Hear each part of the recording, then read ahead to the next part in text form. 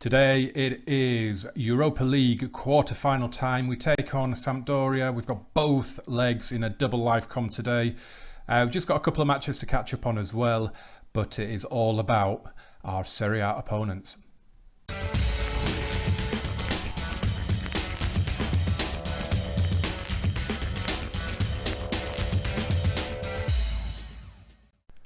Hey guys, Gamer James here. Thank you very much for clicking play. Welcome back to this Marseille series. It is business end of the season now. The cup matches are coming almost as regularly as the league matches. We've got two games to catch up on since that heartbreak against Paris Saint-Germain in the last video.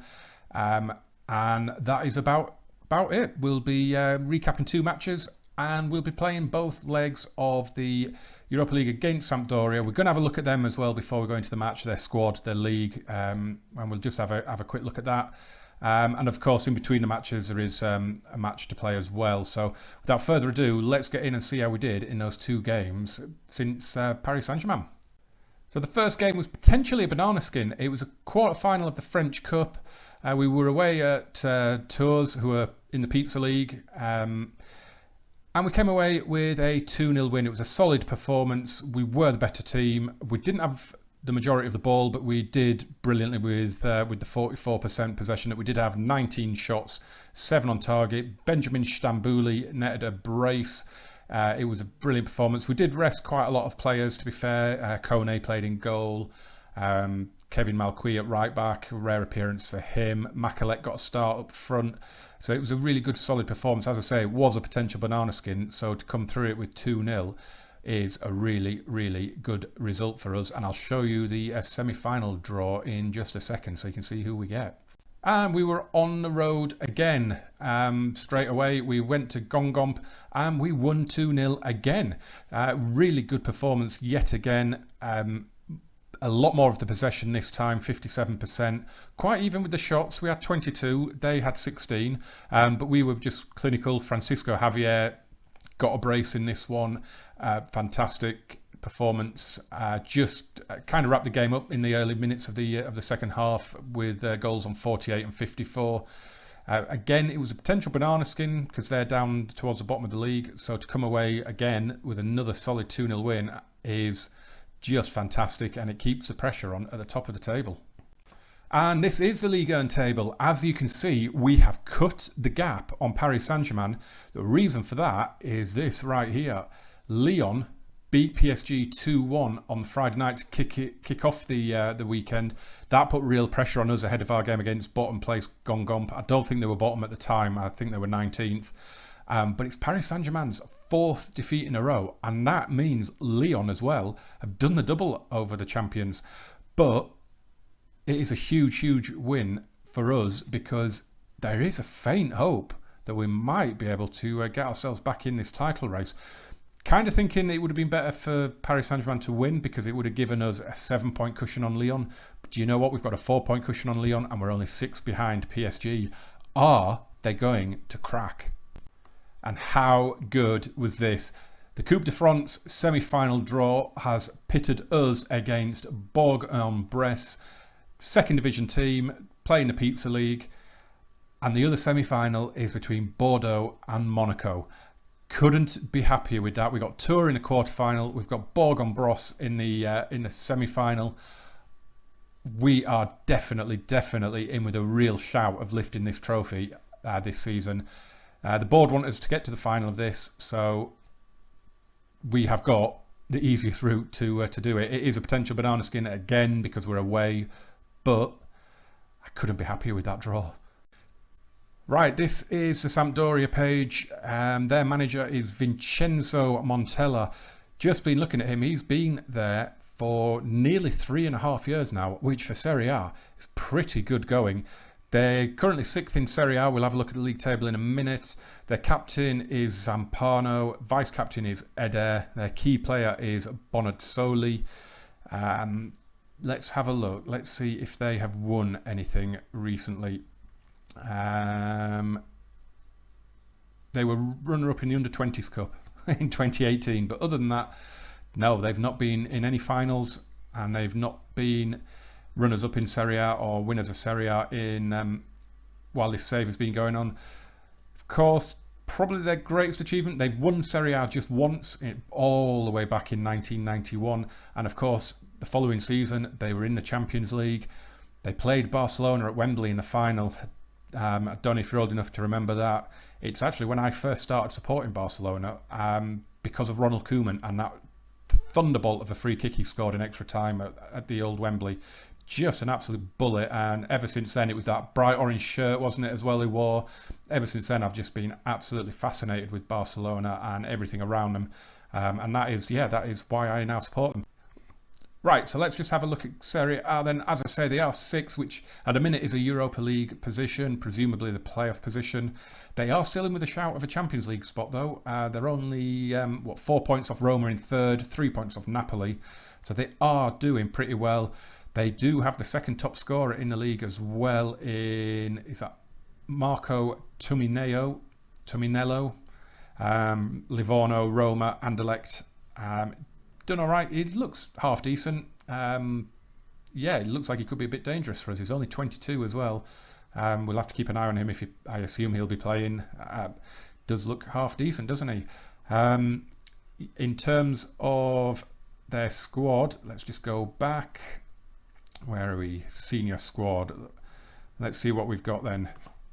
Any names that stick out at us there? Ermin Bicacic, is he still only 31? I thought he'd be older than that. He's a good defender. Lamine Kone as well is a name I know. Giovanni Simeone, of course, Diego's son, is at the club. Patrick Schick as well. That is good news that he is not registered, because he is a decent striker whose contract is running out. I don't need him though. His ratings aren't that good. I think he'll be better than that in FM18.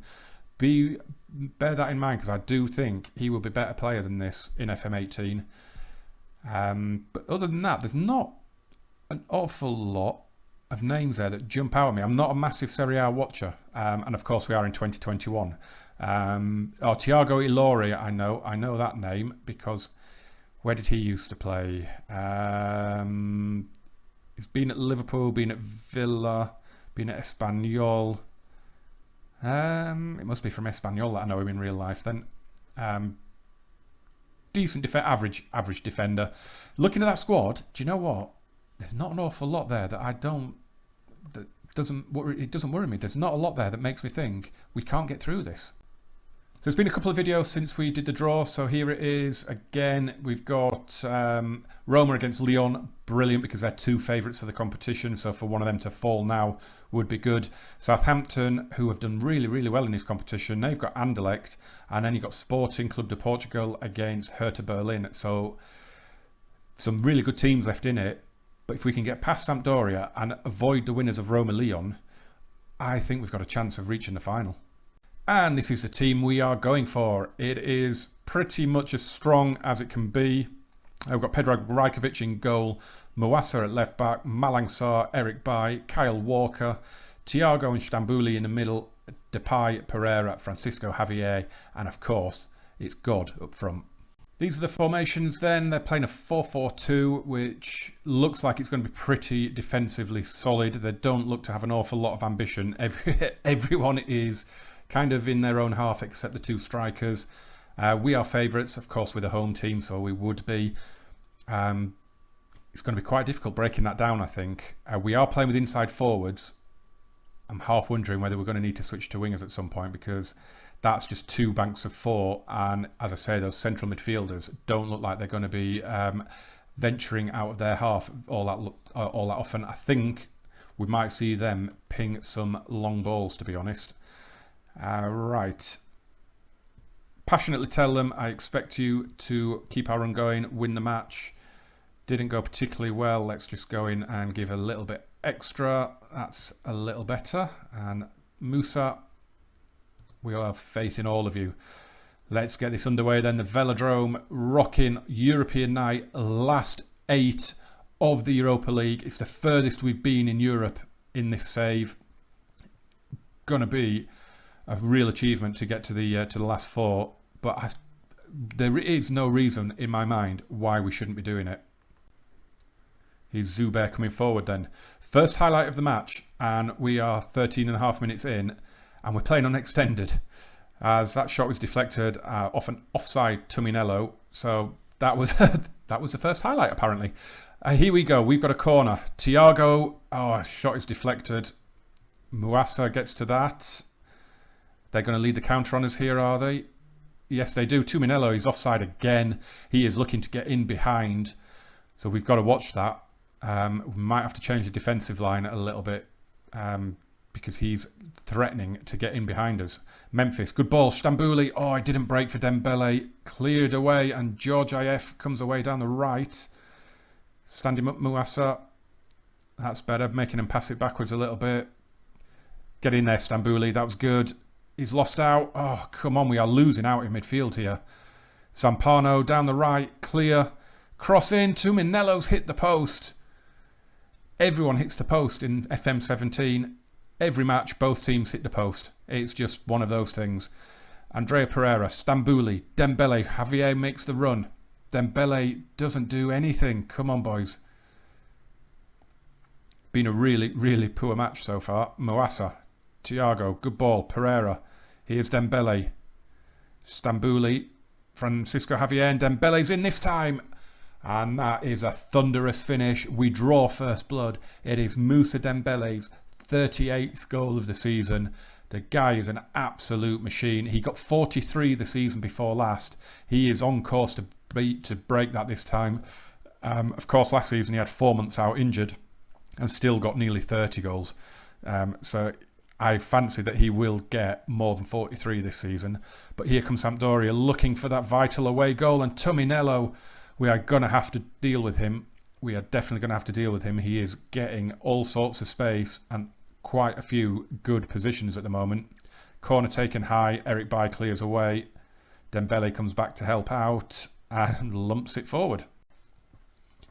Ball out from Stambouli to Kyle Walker. The cross is headed away. Here's Thiago, and Memphis goes for goal, and that was an acrobatic tip over by Skorupski. So we have just adjusted our little tactic on Tuminelli. We are now tighter marking and closing down all the time. Haven't changed the tackling on him at the minute. Hopefully the closing down will limit his impact on the game. Here's Andrea Pereira. Pulls it across to Dembele, and Stambouli comes in. I was going to have to be some header to beat Skorupski from there. Right, so the first half is over. We've been the better side. We've had more shots. But we're only leading 1-0, which is, you know, it's good, but it's not great. So we're going to assertively just tell them there's room for improvement. Just let them know that we're happy, but you could be doing a little bit better. We have had 10 shots. We have put 5 on target, so we've been reasonably clinical. Stambouli plays a great ball, and Francisco Javier. Oh, I thought we were going to get an early goal at the start of the half. Goal kick for Rajkovic, then lifts it out to Muassa. We have passionately encouraged them just to try and not let their heads drop, not let them just get frustrated because they're only 1-0 up. We just need to try and break the attack, break their defence down. I am thinking we're going to have to go to wingers, to be honest. Might have to switch them around. Here's Memphis, though. Oh, it didn't look a powerful shot, but Skorupski struggled with that. Tips it round. Pereira will take the corner, but Skorupski comes and claims it. Here's Zuber and Massina. And Javier's taking it off him. Francisco Javier, he looked to get Dembele in, and it was cleared away. Thiago now. So you can see the tactics thing is... Oh, Pereira, great hit. Skorupski tips it over. So you can see Thiago's come off. Asasibar's come on. We have gone for wingers now. We've Kyle Walker and Faitu Muassa were playing as wing backs. We've just dropped them back to full backs just to keep our own back line safe a little bit and a little bit more secure. And Javier and Depay have switched wings and are now wingers. Hopefully that'll stretch their defensive lines out a little bit in this final half an hour or so, and we might get a little bit of joy.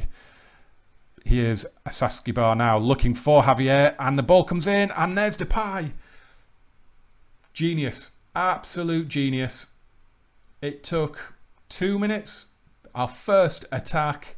We get the second goal. One winger to the other. Beautiful. Malang Sarr takes a kick. Mouassa just about gets to that. Here's a Sasibar. Stambouli cleared away, but Pereira. Oh, and Dembele. Oh, I think he could have turned in on goal there. Stambouli's long shot was easily saved. Bichakchik lifts it forward. Mouassa. Sasibar. Great tackle on him, but Sarr gets the header. So since we switched as well on... and it's in for Dembele. Francisco Javier. I think that is 3 assists for Javier. It was the right decision to switch to wingers, clearly. God knows what would have happened if I'd have played the whole game like this. Beautifully swept in by Dembele. 3-0. Is that the tie done? Of course, if they get an away goal, it's very much alive. But yeah, Francisco Javier, 3 assists. Kid is incredible. Here we go. Another highlight. Is there a 4th goal incoming? A Sasibar. Oh, he's taken a huge deflection. And it's gone in. It's gone down as an own goal off Bichakchik. Oh, my word. A Sasibar hits one and that. GW, that one's for you. Free kick was taken. Perran heads away. We have just made our final changes. Lucas Perran has come on and took Andrea Pereira off and brought on Thomas Andrade. We've got Bordeaux coming up next. I'm thinking, as long as we keep this to 0 for Sampdoria, I'm thinking I might play a few fringe players in the second leg and go for a full-on strong team in the Bordeaux game that comes up in between, because at 4-0, I kind of think this one's dead. This one is done. I think, but we saw what happened in the last round, though, didn't we? Yeah. So here we go then. See it out, boys. They have gone to a defensive 5-1-2-2. That's an interesting. That is a very, very Italian formation, isn't it? We've got a minute to go plus stoppage time. 4 seconds left. Here we go, ref. Blow up. 4-0. 4-0. Come on, ref. 4-0. Come on. Blow that whistle. Referee.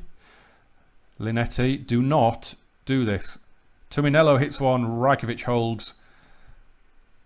Ref. Ref. There it is. 4-0. Yes. Get in. That is a spectacular first leg win. Oh, that got to be one of our best results in Europe, I think. Just because we've... I guess the 4-1 in the first leg in the San Mamés in the last round technically is better. Didn't have the live scores up there, did I? Let's see how the other first legs have gone. So Southampton beat Anderlecht 2-0. Roma go to Lyon with a 1-0 lead, and Sporting beat Hertha 2-1. That Southampton game is probably just about done. R1 should be done. The other two are very much alive. Let's get to that second leg. But first, let's see what happened against Bordeaux. Well, that was a slog. We managed to beat Bordeaux 2-0. Memphis Depay got both the goals, but it was just a really tough watch, this match. A thunderous shot from Depay after just 3 minutes got us underway. Lucas Prato was sent off for an absolute shocker of a 2-footer challenge 14 minutes into the game. And after that, we just really struggled to break Bordeaux down. Eventually we did. Makalek hit a wonderful shot from 22, 23 yards out. It crashed off the bar, but Memphis Depay was on hand to seal the points with 11 minutes to go. And it is a very, very good result because Lyon dropped points. So Paris Saint-Germain did win. They won 4-0 in their match. Lyon, though, drew 0-0 at Valenciennes, which has allowed us, with that 2-0 win over Bordeaux, to put 6 points between ourselves and Lyon with 5 games to go. Second place is virtually there. We are still 6 points behind Paris Saint-Germain. If they do slip up, it's going to be a massive, massive if. Look at that goal difference. We need them to drop 7 points and us to win every match. Unlikely, but doable. They've never lost 4 league games in a season before, so anything can happen, can't it? So this is the team that we've gone with. A couple of changes from the first leg, couple of changes from the Bordeaux game. Rajkovic in goal, Muasa, Peran, Bai and Fulgini in the defence, Thiago and Asasibar in central midfield, and then it's Pione Sisto, Andrea Pereira and Thomas Andrade backing up God. I think we can go and win the second leg as well. This should be a bit of a procession. Right, these are the formations then. You probably remember that they finished with a 5-1-2-2. That's what they're starting with in the second leg. Not really sure what to make of that. It doesn't seem like a very ambitious formation, but then they are 4-0 down, so I guess we'll see what it does. We are going to close down. We won't put him on hard. We will have tight marking on Tuminello because he did look dangerous in the first 15 minutes or so until we put some extra measures in against him. We're going to assertively guard against complacency because the last thing we need is what happened in the Bilbao second leg when from 4-1 up from the first leg we went 2-0 down in the second leg and we were a goal away from going out until we managed to rescue it very, very late on in that game. So let's hope that this is eventless and we go through. Here's an early corner then. Andrea Pereira takes. Skorupski claims it. He is probably going to... Oh, he's gone out to Bianchetti. He plays a woeful ball and Sisto will look to get Dembele in and looks to get Dembele in again. And he does. And the tie is over. 82 seconds on the clock and Moussa Dembele has the away goal. It is 5-0 and, well, that is one way to silence your hosts. Right. Well, that, believe it or not, we're watching the game on key highlights because we're 5-0 up.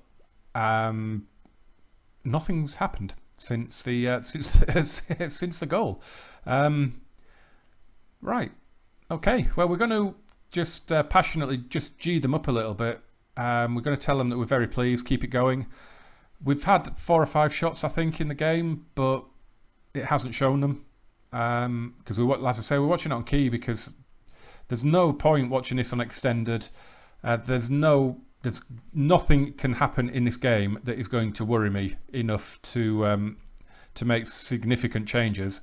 So let's see what we can do here. Here's Thiago, back out to Pereira, goes to the edge of the box and Asasibar, and that came off Ilori, didn't it? It's 2-0, it's 6-0 on aggregate. Did Ilori get the own goal in the first leg? It's a great hit. I don't think it was going in off Ilori. Beautiful. Great hit, but that's what Asasibar is capable of. In that box-to-box midfielder role, he is so, so good. Here's Thomas Andrade and Thiago.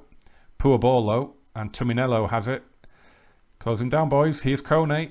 I want to get through this. We haven't conceded a goal since the cup final against Paris Saint-Germain, and I want to keep that clean sheet run going as long as possible. So keep it tight at the back, boys. Played forward. Seri heads on. Tuminello's in, and he's put it wide. I thought that was going in. Goal kick then for Sampdoria. Bianchetti has it. Plays it forward to Seri and Muru. We have made a couple of changes. Francisco Javier has come on for Thomas Andrade. And, they've hit the post.